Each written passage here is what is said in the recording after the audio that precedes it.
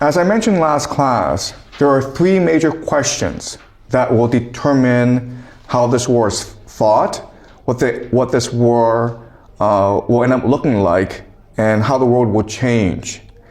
And as I discussed last class, I'm making three predictions about this war. The first is the United States will use ground troops.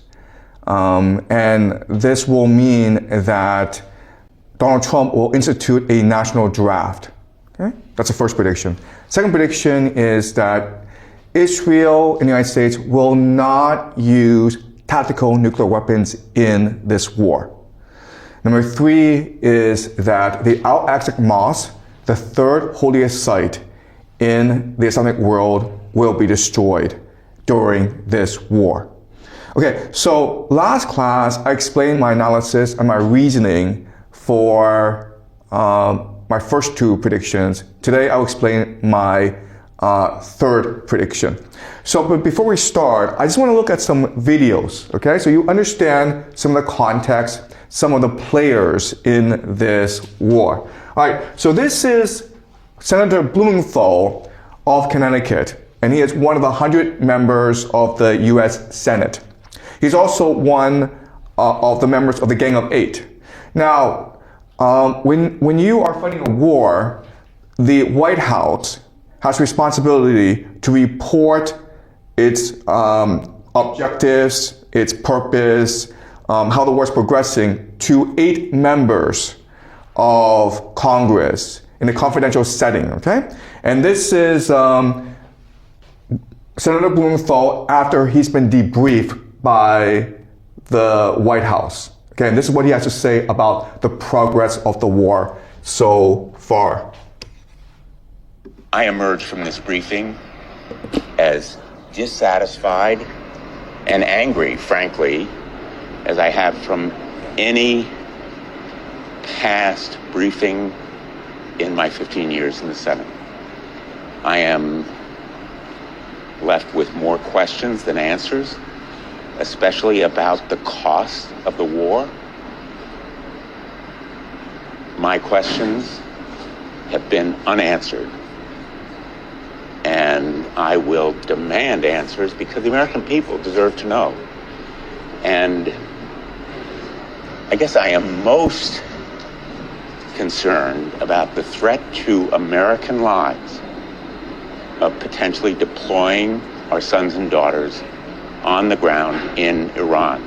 We seem to be on a path toward deploying American troops on the ground in Iran to accomplish any of the potential objectives here. And there is also, as disturbingly as anything else, the specter of active Russian aid to Iran, putting in danger American lives. All right, so 3 things to take away from his talk with reporters, okay? The first thing is the administration, Donald Trump, the White House, has not articulated a budget.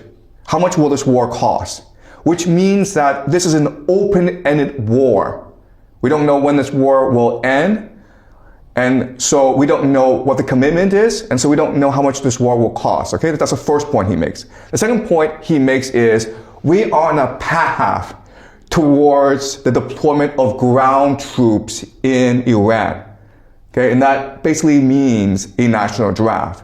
And the third thing that's crucial is he says that they know for a fact that Russia is already involved in this war, aiding Iran. Okay? So that's the 3 main takeaways from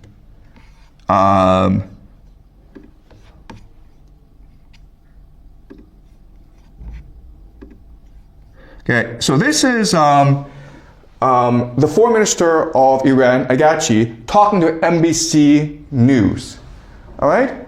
And NBC News is going to ask Agachi, hey, there's talk in the United States already of ground troops being used against Iran. Okay? Now I want you to observe his response and then the response of the journalist. President Trump has not ruled out boots on the ground in Iran. Are you afraid of a U.S. invasion in your country? No, we are waiting for them. You were waiting for the U.S. military to invade the ground troops? Yes, because we are confident that we can confront them, and that would be a big disaster for them. Okay, do you understand? Okay. So you're saying that Iran is ready and willing to take on the U.S. military if there were to be ground troops? Well, we were ready for this. Okay, so again, certain things to appreciate. First of all, the foreign minister, Agachi, he is not at all concerned about ground troops. In fact, he basically said, it's a trap for you guys. You come in, we've been preparing for about 20 years for this, we will destroy you. Another thing that you will notice is the journalist is completely surprised by the answer. He's shocked into silence. He has to ask again, wait, are you saying you're ready for ground troops? And so this shows you that within Washington, D.C., okay, within the Trump administration, within the foreign policy elite, within the media elite, they haven't really thought this through out. They really haven't considered the possibility of losing this war. Washington, D.C. right now, it's a bubble, okay? It's an insular bubble where everyone just believes the same things. And that's very problematic if you are to continue fighting this war, okay? All right, let's continue.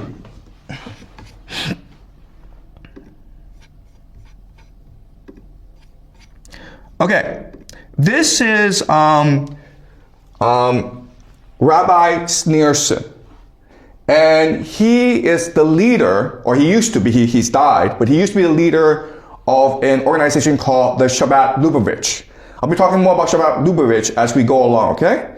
But I introduce you to him now. This is year 1990, and he is talking to Benjamin Netanyahu, who is a young and upcoming politician in Israel, okay? And so let's look at the conversation.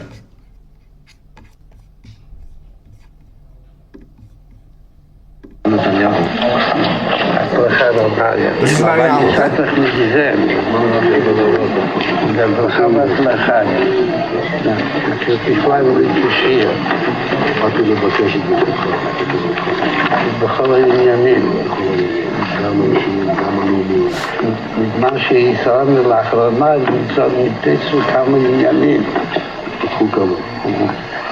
מה שהוא עוד, וגם משהו שעדיין משאיר ליבו, אז הייתה משהו במה ידיעתו.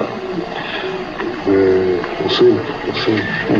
הכנראה שהיא מספיק, שהיום כבר כמה שעות מגיעים עדיין ליבו, אבל יש עוד כמה שעות, אבל יש להשתדל גם היום, בצורה טובה. Okay, so what's going on here? Okay, so as an up-and-coming politician, Netanyahu is going to the rabbi, and the rabbis are the most powerful people in the Jewish society. He basically says, will you give me your blessing? Will you support me in my political endeavors? And the rabbi says, yes. They also talk about how things are progressing, okay? So another way of saying this is that there's almost like a plan in motion to achieve certain religious objectives. And things are going well. But the Rabbi Schneerson says, but they're not going fast enough because we need the Messiah, the great leader of the Jewish people, to come. And we can set in motion things that will force the coming of the Messiah. So let's speed things up, Netanyahu.